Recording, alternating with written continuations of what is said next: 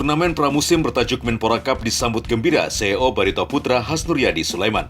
Setahun sepi tanpa kompetisi membuat Laskar Antasari bersemangat menyiapkan tim dengan menggelar training center di Yogyakarta. Dan kami Barito Putra akan melakukan persiapan dan alhamdulillah sebelum ada juga berita akan ada turnamen pramusim Piala Menpora ini, kami juga sudah mengikat pemain-pemain inti kami untuk 3 tahun ke depan.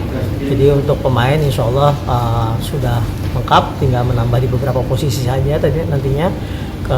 Dan kita akan melakukan persiapan di Jogja insya Allah di awal bulan Maret. Sementara ini para pemain kami minta untuk mempersiapkan diri sebaik-baiknya di rumah, terutama secara fisiknya dan juga tentunya secara kesehatan ya.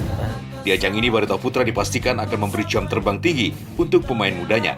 Bahkan rencananya mereka tanpa pemain asing kecuali untuk seleksi. Ini untuk persiapan kita nanti kalau kompetisi Liga 1 yang resmi akan benar-benar digelar. Kita akan pakai ini untuk seleksi. Pertama itu. Kedua, kita ingin memberikan kesempatan sebanyak-banyaknya kepada pemain-pemain yang sudah kita kontrak, terutama pemain-pemain muda. Karena kita harus memberikan kepercayaan kepada mereka-mereka supaya mereka bisa lebih mengembangkan lagi kemampuannya. Karena mereka lah yang akan menjadi masa depan tim ini nanti ke depan. Sejauh ini Barito Putra sudah mengikat kontrak untuk sejumlah pemain mudanya dengan durasi 2 hingga 3 tahun.